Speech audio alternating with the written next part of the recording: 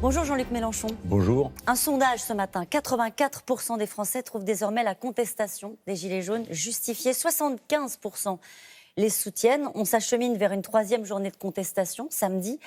C'est par où la sortie ?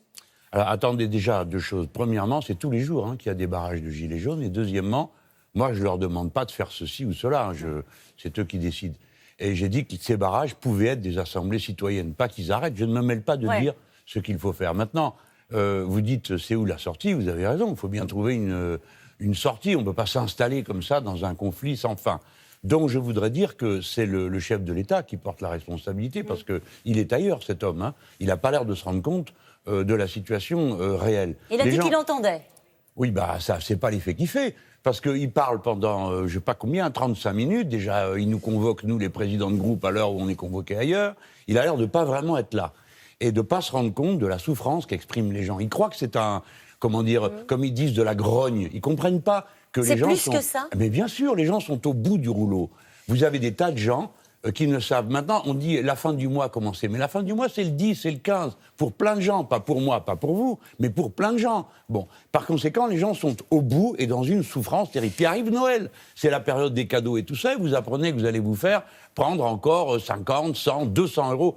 Si vous êtes à 20 km de votre lieu de boulot, vous en avez pour 200 euros par mois. Vous vous rendez compte ? Mais quand vous apprenez ce matin que la très grande majorité des Français soutiennent ce mouvement, vous dites que ça y est, c'est arrivé ce moment où ça bascule, justement, ce moment où c'était une grogne, ça devient plus qu'une colère. Ah oui, c'est clairement maintenant un événement politique majeur. Nous sommes à la veille d'une révolution citoyenne, et d'une certaine manière, elle est commencée par tous ces braves gens qui sont sur les barrages, souvent combien froid, mais qui sont dans une osmose avec les gens qui passent. Ceux qui passent les saluts, bravo encore, tenez bon, on vous remercie, voilà. Oui, on a commencé quelque chose. Et je vais vous dire, il y a un signal de ça, un signal historique, qui est toujours présent à tous les grands moments de l'histoire.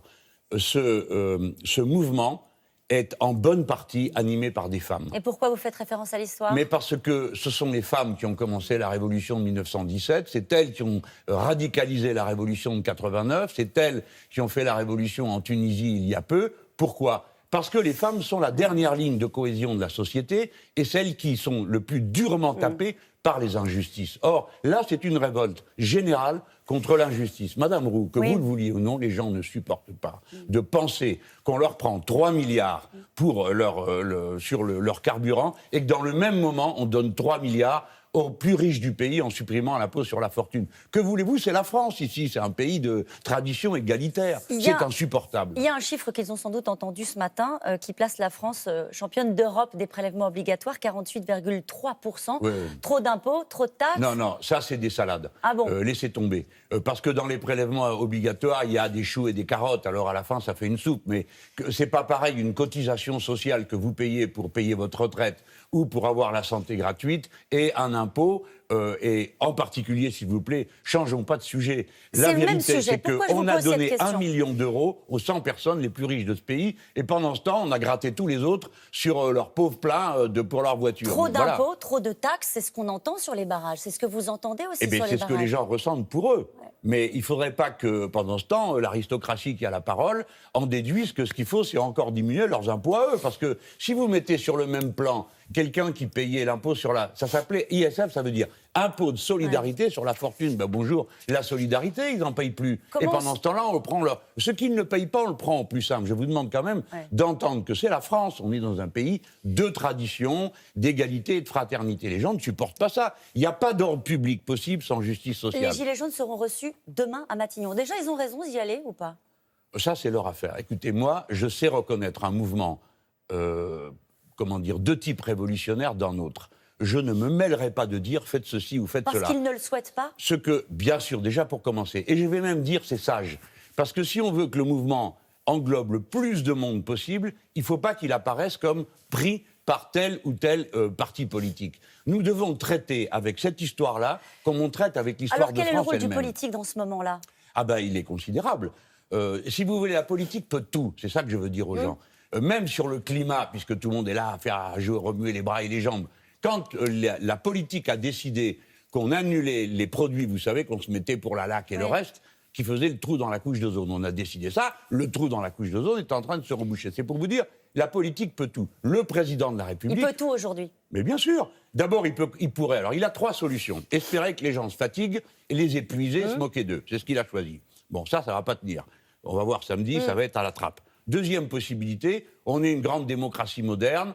Le président n'est pas un monarque présidentiel et se dit, bon, bah, là, apparemment, ça va pas, ça le fait pas, personne ne m'écoute, donc je dissous et je propose qu'une autre assemblée soit élue. C'est ce qu'a fait Chirac, c'est ce qu'a fait De Gaulle. C'est une option sérieuse. Eh bien, c'est une option politique normale chez les gens normaux et tranquilles. C'est une démocratie, ça marche comme ça. Troisième option ? Ça ne sera pas le cas. Troisième option, il comprend qu'il est en train de mettre le feu aux poudres, mais peut-être qu'il est déjà trop tard, et il annule l'augmentation, la surtaxe des carburants, et pour que le budget soit en équilibre, il reprend les 3 milliards d'impôts sur la fortune qu'il a abrogés. Écoutez-moi bien, le budget n'est pas fini. On n'a pas fini de le voter. Il peut encore le faire. Eh bien oui, puisqu'il a annoncé des mesures qui n'étaient pas dans le budget. Par exemple, son histoire à laquelle personne ne comprend rien, même pas le Premier ministre, qui est, vous savez, la taxe flottante sur les carburants. Bon.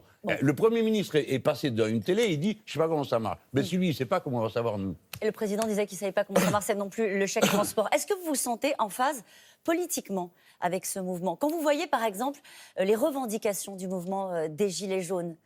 Ah ben oui, parce que si qu'il vous voulez, y a il y a quand même des des aspects, il y a des aspects, comme dans tout mouvement très large, il y a tout dedans. Hein. Il y a tout. Réduction Bon. du train de vie des élus, baisse du salaire des ministres, suppression de privilèges pour ceux qui sont élus, présence physique obligatoire des élus dans les assemblées. Oui, vous avez choisi, hein. Non, il y en a d'autres. Et sur les journalistes, qu'est-ce qui est Fin des marqué régimes spéciaux de retraite qui soient les mêmes pour tous, baisse des charges patronales. Oui. Par exemple, on pourrait supprimer le privilège fiscal des journalistes qui... bon, non mais soyons sérieux. C'est pas ça. Ça, c'est pas ma liste. Hein, Non, vous mais avez j'ai bien compris. compris. Il y a plein de choses dans la liste qui expriment quelque chose. Mais il y a surtout des revendications. Alors, je vous ai dit, il y a tout. Donc, moi, je ne fais pas le tri. Je ne sais pas d'ailleurs quelle est la liste définitive. Moi, j'en ai proposé une. Abrogation de la surtaxe, rétablissement de l'impôt sur la fortune. 14 tranches d'impôt au lieu de 5. Mais ce qui m'importe, ce qui m'intéresse, c'est d'abord la prise en main par les gens eux-mêmes de leur destin. C'est ça qui est fascinant. Ils sont en train de le faire. Et dedans, moi, quand j'entends parler, j'ai entendu sur votre chaîne quelqu'un parler de révolution citoyenne, d'autres parler de changer la Constitution. Bah, écoutez, par la force des choses, je dis, mais ça, c'était mon programme présidentiel. Quand j'entends le président piller absolument tous les mots, cet homme, il est incroyable. Au milieu de son discours, il parle d'écologie populaire. Mais c'est moi qui ai expliqué ça il y a 10 jours. Et Macron fait du Mélenchon. Mais du mauvais, parce que ça ne veut rien dire dans sa bouche. Si vous voulez, je vais vous expliquer, Caroline Roux. Si vous ne permettez pas aux gens d'avoir des mots pour se situer, vous les empêchez de penser. Donc il n'a pas à prendre les mots des uns et des autres pour, en quelque sorte, les transformer en une bouillie incompréhensible. Est-ce que vous serez ce soir, place de la République? Certains considèrent qu'on peut ajouter Nuit debout et Gilets jaunes. Je félicite François Ruffin d'avoir eu cette idée. Je crois qu'il est à la manœuvre. C'est très bien, c'est une bonne idée. Et il a surtout une remarque que je trouve intéressante. Il dit, dans les grandes villes, ce qui est vrai, les gens sont moins mobilisés qu'on l'est aujourd'hui en milieu rural. Donc, tout ce qui concourt à la mobilisation générale est bienvenu. Et je dis aux gens qui prennent le RERD ou le RERB dans des conditions qui sont infrahumaines à certains moments, vous feriez bien, vous aussi, de poser des problèmes. Vous y serez? Ah ben, je ne sais pas, il faut qu'il me dise si ma présence est utile ou pas. Deuxième question, est-ce que vous êtes inquiet pour samedi? Personne n'a envie de revoir les images de samedi dernier. Est-ce que vous êtes inquiet pour l'acte 3, samedi? Et qu'est-ce que vous attendez des forces de l'ordre? Non, je ne suis pas inquiet, je suis sûr de ce qui va se passer. C'est-à-dire qu'on va entendre sur toutes les chaînes d'infos, le mouvement s'essouffle, et si quelqu'un brûle un cajot, il y aura 10 caméras autour pour le prendre au premier plan. J'estime que ce n'est pas une bonne idée de focaliser sur quelques violences que tout le monde déplore. Personnellement, je suis pour une orientation absolument, radicalement, totalement, et dans tous les cas, non violente. La violence ne nous a jamais servi. Elle sert de prétexte à nos adversaires et c'est tout. Merci beaucoup, Jean-Luc Mélenchon. Alors à samedi, en masse et en nombre. Vous y serez, vous, samedi, sur les champs? Oui, mais je m'arrange pour que ma présence soit le plus, efficace possible. C'est-à-dire que j'évite les concentrations de caméras autour de moi. C'est dit. Merci beaucoup. C'est à vous, Laurent.